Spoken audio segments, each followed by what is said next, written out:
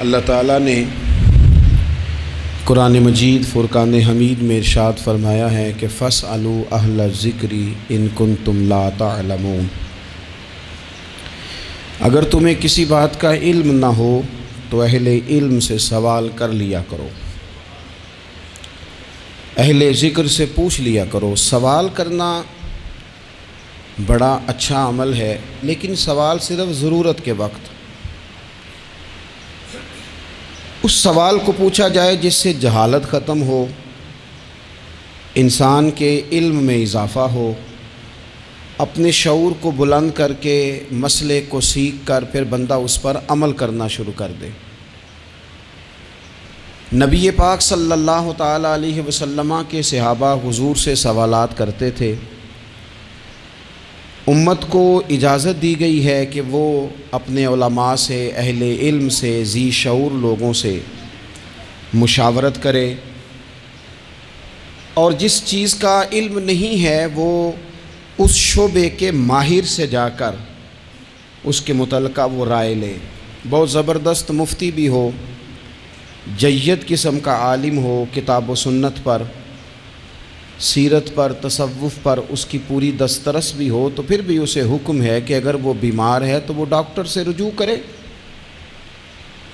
اس سے وہ سوال پوچھے، اپنی تسلی کرے اور اپنے حفظان صحت کے اصولوں کے مطابق وقت گزارے، لیکن وہ ضرورت کا، بے تکا نہیں، غلط نہیں، بحث کے لیے نہیں۔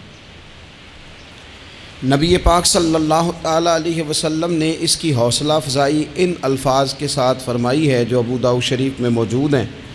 حضور علیہ الصلوۃ والسلام نے فرمایا کہ جہالت سے نجات حاصل کرنے کا ذریعہ سوال ہے۔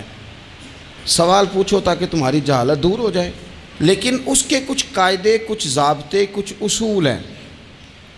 ہمارے ہاں کچھ عرصے سے یہ رجحان ہوا ہے کہ ابحاث، کثرت سوالات، ایسی باتیں جن کا اس انسان سے جو سوال پوچھ رہا ہے دور دور تک کوئی تعلق ہی نہیں بنتا، بے معنی اور بے مقصد اور بے محل گفتگو، بے موقع باتیں، یہ رجحان پکڑتی جا رہی ہیں سوسائٹی کے اندر۔ ہر شخص کو تجزیہ نگار بنا دیا گیا ہے، ہر شخص کو عالم بنا دیا گیا ہے، ہر شخص کو ڈاکٹر ڈکلیئر کر دیا گیا ہے، ہر بندہ اپنی مرضی کی رائے دے رہا ہے۔ اس کا نقصان یہ ہوا ہے کہ ملک تیزی سے غیر مستحکم ہوتا چلا جا رہا ہے۔ بگڑتے، بکھرتے، ٹوٹتے خیالات، بہت زیادہ جب باتیں ہونے لگ جاتی ہیں، بہت زیادہ جب بحثیں ہونے لگ جاتی ہیں تو وہ نفرتوں کو جنم دیتی ہیں، وہ اذیت کا باعث بنتی ہیں۔ قرآن مجید فرقان حمید آپ دیکھیے تو سورہ بقرہ میں سے جو آیہ کریمہ میں نے آج تلاوت کی ہے خطبے میں، اس میں اللہ تعالیٰ نے فرمایا ام تریدون ان تسألوا رسولکم کما سئل موسیٰ من قبل، کیا تم میرے نبی پاک علیہ السلام سے بھی اسی طرح ہی سوال کرنا چاہتے ہو جس طرح حضرت موسیٰ کی قوم نے ان سے کیے تھے؟ جس طرح پہلے حضرت موسیٰ علیہ السلام سے سوال کیا گیا تھا، تم بھی میرے رسول سے اسی طرح سوال کرنے کا ارادہ رکھتے ہو؟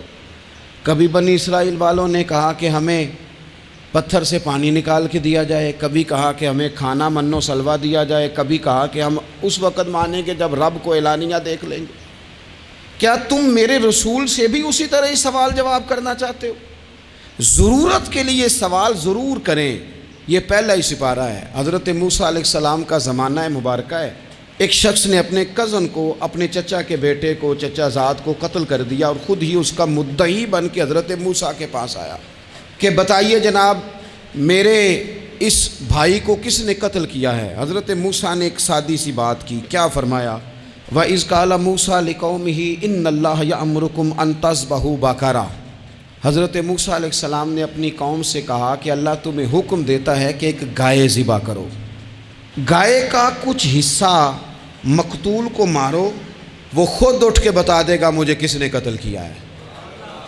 یہ پہلا سپارہ ہے قرآن مجید کا، آپ اس کو دیکھ لیں، یہ آیت نمبر 67 سے شروع ہو رہا ہے۔ تو اب وہ چونکہ ذبح کرنا نہیں چاہ رہا تھا، اس کو پتہ تھا کہ مجرم تو میں خود ہوں، وہ ذبح چونکہ کرنا نہیں چاہ رہا تھا تو اس سے کہا کہ مارو ایک حصہ گائے کا، اس کو تو یہ اٹھ کے بتا دے گا۔ تو اس نے جواب کیا دیا؟ قالوا اتتخذون ہزوا، کہنے لگا آپ میرے ساتھ مذاق کرتے ہیں، کبھی ایسا بھی ہوا ہے؟ قال اعوذ باللہ ان اکون من الجاہلین، حضرت موسیٰ علیہ السلام فرمانے لگے میں اللہ کی پناہ مانگتا ہوں میں جاہلوں میں سے ہو جاؤں، ہر وقت مذاق کرتے رہنا یہ تو جاہلوں کا طریقہ ہے۔ کن کا ہے؟ حضرت موسیٰ نے کہا ہے، قرآن پاک ہے، ہر وقت مذاق کرتے رہنا۔ خوش طبعی اور چیز ہے، مسکراتے رہنا، لیکن کسی کا مذاق ہر وقت اڑاتے رہنا کن کا طریقہ ہے؟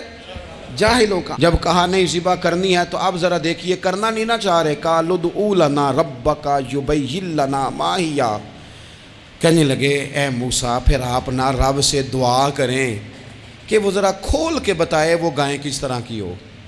ارادہ نہیں نہ ذبح کرنے کا، آپ دعا کریں۔ قال انہ یقول انہا بقرۃ لا فارض ولا بکر، فرمایا کہ رب کہتا ہے وہ گائے نہ بوڑھی ہو نہ زیادہ بچیا ہو، عوان بین ذالک، ان کے درمیان ہو، یعنی جوان گائے ہو۔ فافعلوا ما تؤمرون، کرو جس کا تمہیں حکم دیا جا رہا ہے۔ قالوا ادع لنا ربک یبین لنا ما لونھا، لو اگلی بات سن لو، کہنے لگے آپ دعا کریں رب سے کہ وہ کھول کے بتائے اس کا رنگ کس طرح کا ہو، رنگ بتائیں کس طرح کا ہو۔ قال انہ یقول انہا بقرۃ صفراء، فرمایا رب فرماتا ہے کہ صفراء رنگ کی ہو، یعنی گہرے زرد رنگ کی ہو۔ یہ رب فرماتا ہے اس طرح کی گائے ذبح کرو۔ فاقع لونھا تسر الناظرین، اور جب کوئی اسے دیکھے تو اسے اچھا بھی لگے، آنکھوں کو اچھی لگے وہ گائے، اس طرح کی گائیں ذبح کرو۔ لو اتنی باتیں بتا دی۔ قالوا ادع لنا ربک یبین لنا ما ہی، کہنے لگے نہیں آپ پھر دعا کریں اللہ ذرا کھول کے بتائے گائیں کس طرح کی ہو۔ ان البقرہ تشابہ علینا، ہمیں ذرا گائیں پر شبہ پڑ گیا ہے کس طرح کی ذبح کرنی چاہیے۔ وَإِنَّا انشاءاللہ لمہتدون، اگر اللہ نے چاہا تو ضرور ہم ہدایت پا جائیں گے۔ پھر اللہ تعالیٰ نے فرمایا کہ قال انہ یقول انہا بقرۃ لا ذلول تثیر الارض، گائیں اس طرح کی ہو کہ وہ کبھی کھیتی میں نہ چلائی گئی ہو، یعنی اس کو کبھی کام نہ اس سے لیا گیا ہو۔ بیل کو لوگ لگاتے تھے نا، جو کام آج ٹریکٹر سے لیا جاتا ہے وہ گائے بیل سے لیا جاتا تھا، تو وہ کھیتی باڑی کے کام نہ اس کو لگایا گیا ہو۔ ولا تسقی الحرث، اور نہ اس سے پانی نکالا گیا ہو، نہ کھیت چلانے ہل چلانے میں لگائی گئی ہو، اور وہ جو کنواں ہوتا تھا جس کے گرد گائیں گھومتی تھی، تو کہا وہ بھی کام اس نے نہ کیا ہو گائے نے۔ مسلمۃ لا شیۃ فیہا، وہ ہر عیب سے پاک ہونی چاہیے۔ قالوا الآن جئت بالحق، اب کہنے لگے اب آپ صحیح بات لے کے آئیں، اب سوال ختم ہو گئے نا، کہنے لگے اب آپ بات فذبحوہا، انہوں نے ذبح کر دی۔ وما کادوا یفعلون، پر ایسا کرتے نظر آتے، لگتا نہیں تھا کریں گے ذبح پر ذبح۔ اچھا یہ گائیں پھر ملی کیسے؟ امام خازن کہتے ہیں کہ ایک نیک آدمی تھا، تو اس کا آخری وقت آ گیا، تو اس کے پاس جو کل جمع پونجی تھی وہ ایک بچیا تھی، گائیں کی بچی، بچیا ویڑی، اس کے پاس وہ ایک بچیا تھی صرف۔ تو اس نے اس طرح کیا کہ اس کی گردن پر ایک مہر لگائی، اللہ کے نام پر بطور امانت اس نے اس کو جنگل میں چھوڑا، کہا یا اللہ میرا بیٹا ایک ہی ہے وہ بھی چھوٹا ہے، اس کی حفاظت کرنا اور میرے بیٹے کو پہنچا دینا۔ بچہ بالغ ہو گیا، اس کی ماں نے کہا بیٹا جو امانتیں رب کے پاس رکھوائی جائیں نا ان میں خیانتیں نہیں ہوا کرتی، جا کے جنگل میں آواز دے تیری گائے واپس آ جائے گی۔ اس نے جا کے جنگل میں آواز دی کہ وہ جو میرے باپ نے امانت رکھوائی تھی وہ کدھر ہے؟ وہ نشان لگی ہوئی گائیں دوڑتی ہوئی اس کے پاس آئی۔ واللہ خیر الرازقین، جب رب بندوبست کرے، جب اللہ بندوبست کرے تو پھر معاملہ اور ہوتا ہے۔ وہ گائے آ گئی، اب اس نے کیا کیا اس نوجوان نے کہ وہ گائے گھر لایا، ماں سے آ کے کہا کہ اماں یہ تو اللہ نے فضل کر دیا۔ ماں کہنے لگی پتر حالات ہمارے خراب ہیں، منڈی میں لے جا اسے بیچ دے، لیکن سودا میری مرضی کے بغیر طے نہ کرنا۔ کس کی مرضی کے بغیر؟ کس کی؟ اماں کی مرضی۔ اور سنو یار، تھے کچھ لوگ جن کو لوگوں نے تانے بھی دیے کہ تم ماں کے پیچھے لگ گیا ہے، لوگوں نے بڑا کچھ کہا، پر جو ماں کی مرضی پہ لگیں ناکام نہیں ہوتے زندگی میں۔ یہ دیکھو ماں کی مرضی پہ لگا، اس کی قیمت کتنی تھی گائے کی؟ بڑی مہنگی تھی، پر 3 دینار کی تھی۔ منڈی میں لے گیا، 3 دینار اس کی قیمت لگ گئی، تو ماں نے کہا تھا میری مرضی کے بغیر سودا نہ کرنا، اب بچے تو نہیں نا مانتے، اماں کو کیا پتا باہر بزنس کیا ہے، لین دین کیا ہے، پر ماں نے کہا تھا میری مرضی، بندہ دے رہا ہے اسے 3 دینار، اس نے کہا جی میں نے طے تب کرنا ہے، ڈن تب کرنا ہے، پہلے اماں سے پوچھنا ہے۔ گھر جا کے اماں سے پوچھا، اماں کہنے لگی دے دے، واپس آیا تو اس نے کہا کہ میں 6 دینار دیتا ہوں پر میری شرط ہے، ماں سے نہیں پوچھنا۔ اس نے کہا تو 12 بھی دے، ڈن تب بھی ہونا ہے جب اماں نے کہنا ہے۔ وہ جب اس طرح کی اس نے گفتگو کی، واپس اپنی والدہ کے پاس گئے، کہنے لگے اماں سمجھ نہیں آتی، 3 دینار کی گائیں بندہ 12 میں خریدنے کو تیار ہے، شرط لگاتا ہے کہ اماں سے نہیں پوچھنا۔ تو والدہ کہنے لگی پتر پہلے اس سے جا کے پوچھ کیا وہ ہے کون، یہ کوئی روحانی معاملہ ہے، کوئی غیبی مدد ہے، پوچھ۔ اس سے جا کے پوچھا تو وہ کہنے لگا میں تو فرشتہ ہوں اللہ کا، تو نے گائیں بیچنی نہیں، اس لیے کہ تیرا باپ بھی نیک ہے، تیری ماں بھی نیک ہے، رب تیرے رزق میں برکت پیدا فرمانا چاہتا ہے۔ ماں باپ نیک ہونا رزق میں برکت ہو جاتی ہے، ماں باپ نیک ہوں، ان کی صالحیت کا اثر پہنچتا ہے بچوں تک، رزق حلال کما کے لانے والے ہوں تو گھر میں برکت ہوتی ہے۔ جا کے کہا کہ تیرے ماں باپ نیک تھے، اسے نہ بیچنا گائے کو، تو کیا کریں؟ کہنے لگے بنی اسرائیل والے سوال کر کے خود مشکل میں آ گئے۔ اب وہ ایسی گائے جو جوان بھی ہو، یہاں تو ہر غریب آدمی اپنی گائیں یہاں لگا دیتا ہے، کھیتی باڑی میں یہاں لگا دیتا ہے، کنویں میں پانی نکالنے میں، تو یہاں تو ہر ایک کی گائیں، تو ایسی گائیں جس کا رنگ بھی اتنا پیارا ہو، زیادہ بوڑھی زیادہ بچی بھی نہ ہو، اور ابھی تک کھیت میں بھی نہ لگی ہو، وہ سوائے تیرے کہیں نہیں ہے۔ اس نے کہا چل پھر مہربانی کر بتا میں کتنے کو دوں گائیں، اگر وہ آ جائیں تو کتنے کو بیچنی ہے؟ اسے کہنا کوئی نہیں، ریٹ تو زیادہ کرنا ہی نہیں، ان سے کہنا گائے کے اندر سے گوشت نکال دیں اور جتنا گوشت ہے اتنے پیسے بھر دیں، اس کی کھلڑی بھر دیں۔ اب وہ بنی اسرائیل والے ڈھونڈتے پہنچ گئے، کہا جناب گائیں 3 دینار کیا 6 لے لو۔ اس نے کہا نہ بھائی، ذبح کروں گا، گوشت نکالوں گا، جتنا وزن گوشت کا اتنے پیسے بھرو گے کھال میں تو پھر گائے تمہیں ملے گی۔ اب مجبور تھے، کیا کرتے؟ ابن کثیر حدیث لائے ہیں، امام سیوطی نے در منصور میں بھی لکھی ہے، نبی پاک صلی اللہ علیہ وسلم نے فرمایا سنو جوانوں، اور اسے دل کی تختی پہ لکھو، نبی پاک علیہ السلام نے فرمایا اگر بنی اسرائیل والے زیادہ سوال نہ کرتے تو اتنی مشکل کا شکار نہ ہوتے۔ انہوں نے سوال اتنے کیے کہ چارہ نہیں ہے اب ان کے لیے، چارہ نہیں ہے اب ان کے لیے کہ یہ ادھر ادھر جا سکے، مجبوری بن گئی، یہی گائے خریدنی ہے، یہی لے جانی ہے۔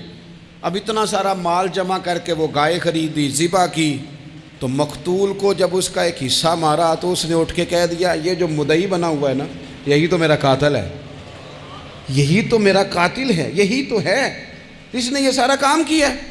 تو زیادہ سوالات کرنا، بہت زیادہ سوالات کرنا، ہر وقت بحث میں رہنا، نبی پاک صلی اللہ تعالیٰ علیہ وسلم نے منع فرمایا، اور میرے رسول پاک علیہ السلام نے فرمایا یاد رکھو 3 چیزوں سے ہمیشہ بچو، بخاری مسلم میں موجود ہے۔ ایک تو فرمایا کثرت کیلو کال سے بچو، زیادہ بحث نہ کرو، اور دوسرا حضور علیہ السلام نے فرمایا مال کو ضائع کرنے سے بچو، اور تیسرا فرمایا زیادہ سوال نہ کیا کرو، زیادہ سوال نہ کیا کرو۔ ایک مقام پہ نبی پاک علیہ السلام نے فرمایا حج فرض ہے، ایک صاحب نے اٹھ کے پوچھا حضور ہر سال؟ حضور خاموش ہو گئے۔ پھر پوچھا حضور ہر سال؟ سرکار خاموش ہو گئے۔ تیسری بار پھر پوچھا حضور ہر سال؟ نبی پاک علیہ السلام نے فرمایا زیادہ سوال نہ کیا کرو، میرے منہ سے نکل جاتا نا ہر سال فرض ہے تو رب نے ہر سال فرض کر دینا تھا، تمہارے لیے مشکل ہوتی۔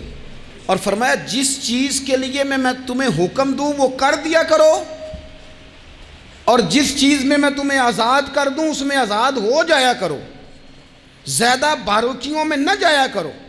جن لوگوں نے بھی باریک بن کے چیزیں ڈسکس کرنی چاہی نا، الجھ گئے، تنگ آ گئے، اور جو کسی ایک دروازے کے فقیر تھے، ایک دروازے کے فقیر تھے، ایک دروازے کے فقیر تھے، کسی ایک راہ سے خیرات لیتے تھے، زیادہ الجھاؤ نہیں پیدا کیا انہوں نے۔ میں کہہ چکا ہوں علم حاصل کرنے کے لیے سوال ضرور کریں، لیکن بحث کے لیے اور الجھاؤ پیدا کرنے کے لیے، نئی سے نئی راہ تلاش کرنے کے لیے، یہ بات درست نہیں ہے۔ بلکہ بخاری مسلم میں ایک حدیث ہے جس کو پڑھ کے انسان بار بار سوچنے پہ مجبور ہو جاتا ہے کہ اس طرح بھی ہوتا ہے۔ حضرت انس بن مالک رضی اللہ تعالیٰ عنہ ارشاد فرماتے ہیں، ہم سب حضور کی بارگاہ میں بیٹھے تھے، بخاری مسلم ہے، نبی پاک علیہ السلام تشریف فرما تھے، حضور کی عادت مبارکہ تھی، جہاں موقع آیا حضور بیٹھ گئے۔ حضور زمین پہ جلوہ فراز تھے۔ صحابہ کرام نے سوال پوچھنے شروع کیے، یہ بھی بتائیں، یہ بھی بتائیں۔ کچھ نوجوان تھے، انہوں نے کچھ سوالات شروع کیے، انہوں نے بہت زیادہ سوالات کیے کثرت سے۔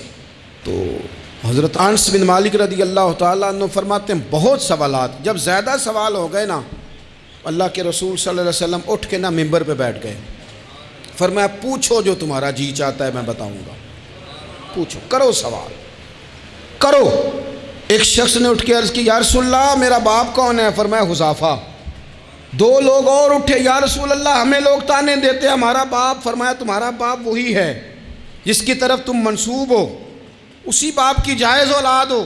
ایک بندہ اور اٹھا، اس کا لہجہ بھی کچھ اس طرح کا تھا، کہنے لگا حضور میں جنت میں جاؤں گا کہ جہنم میں؟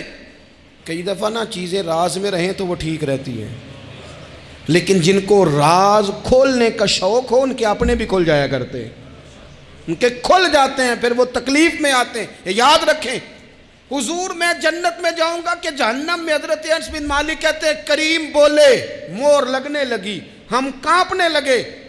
حضور نے فرمایا تو جہنم میں جائے گا، دوزخی ہے تو۔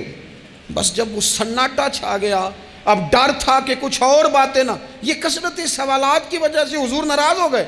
کہتے ہیں فٹافٹ حضرت عمر اٹھے، فٹافٹ، اور کوئی معافی نہیں مانگی، کوئی بات نہیں کی۔ جناب عمر تھے نا، آئے عمر تیرے جملوں پہ مر جاؤں، ان راہوں پہ قربان جہاں سے عمر چلتے تھے۔ ہر حکمران تیری بات کرتا ہے، پر عمر تیرے ایک ایک فیصلے پہ میری اولادیں قربان۔ ایسا بھی شخص کوئی پلٹ کے دنیا میں آئے گا جیسا خطاب کے گھر عمر پیدا ہوا۔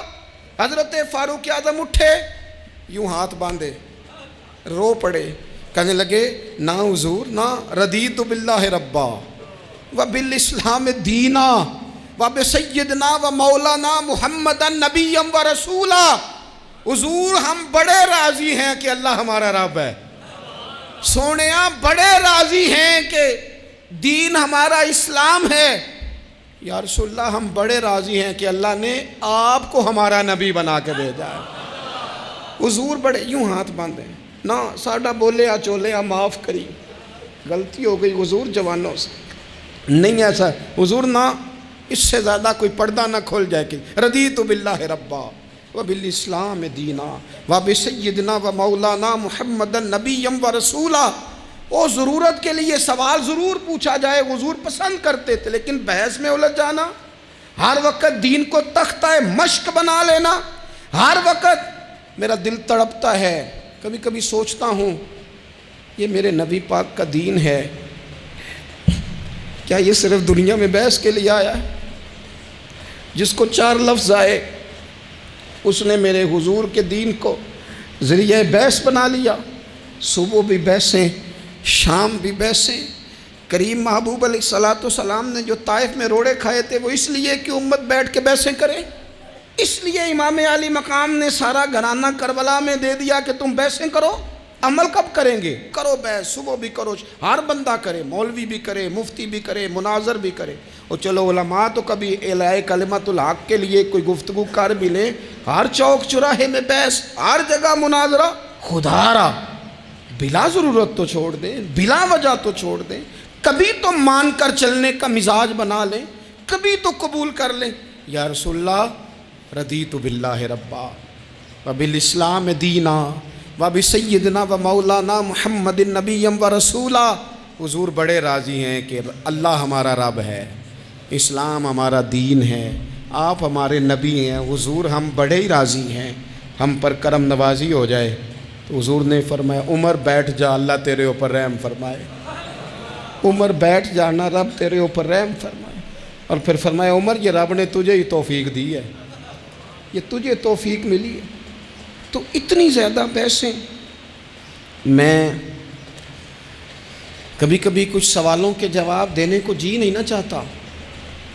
آپ جو سوال کر رہے ہیں وہ پتہ ہے حضور کے ایک عظیم صحابی کے بارے میں کر رہے ہیں. آپ ان پر بحث کرنا چاہتے ہیں, آپ ان کو تختہ مشق بنانا چاہتے ہیں. جی نہیں کرتا, وہ ہستی اونچی ہے. نہ بھائی نہ, دل نہیں مانتا, خیال نہیں پیدا ہوتا. ہم تو ان بزرگوں کے ماننے والے ہیں جو حضور کی ازواج کا اور چاروں بیٹیوں کا نام لیتے تھے تو وضو کر کے لیتے تھے. وہ تو باتیں کرتے تھے تو ڈر ڈر کے کرتے تھے, کہتے تھے توبہ توبہ توبہ. ہم کہاں اور وہ لوگ کہاں. لیکن آج ہر آدمی کو بحث کا شوق آیا ہے. ہر شخص ہے جو کہتا ہے مجھے بھی 3 باتیں آتی ہیں, میں بھی تھوڑا سا مفتی ہوں, میری بھی سن لو. تو اپنی زندگی میں اتنا دروازہ بحث کا نہ کھولیں, اتنا الجھاؤ نہ پیدا کریں, اور ایسے بے جا لا یعنی اور بے مقصد سوالات سے اپنے آپ کو بچائیں جن میں انسان پڑھے تو اس کے لیے الجھاؤ بڑھ جائے. بعض سوالات ایسے بھی حضور سے کیے گئے کہ سرکار نے ان پر سخت ناراضگی کا اظہار فرمایا. فرمایا اس سوال کی کیا حاجت. تو میں آپ سے گزارش کروں گا سیکھنے کے لیے مسئلہ ضرور پوچھیں, سیکھنے کے لیے. اب بہت ساری ایسی چیزیں ہیں جن کا قبر میں ہم سے کوئی سوال نہیں ہوگا لیکن صبح شام بحث ہوتا ہے.